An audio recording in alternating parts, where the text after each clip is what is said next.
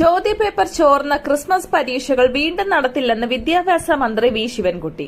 +1 കണക്ക് പരീക്ഷയുടെയും 10ാം class English പരീക്ഷയുടെയും ചോദ്യങ്ങളാണ് സ്വകാര്യ ഓൺലൈൻ ട്യൂഷൻ പ്ലാറ്റ്ഫോമിന്റെ യൂട്യൂബ് ചാനലിലൂടെ ചോർന്നത്.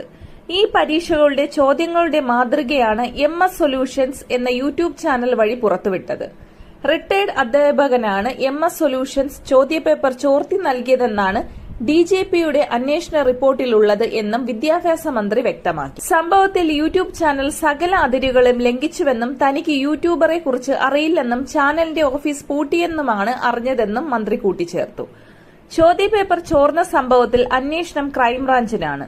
സംഭവത്തിൽ വിദ്യാഭ്യാസ മന്ത്രി വകുപ്പ് തല അന്വേഷണം പ്രഖ്യാപിച്ചിരുന്നു. 1 മാസത്തിനകം അന്വേഷണം നടത്തി റിപ്പോർട്ട് സമർപ്പിക്കാനാണ് നിർദ്ദേശം.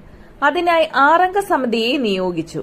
പൊതുവിദ്യാഭ്യാസ ഡയറക്ടറുടെ നേതൃത്വത്തിലായിരിക്കും അന്വേഷണം നടത്തുക.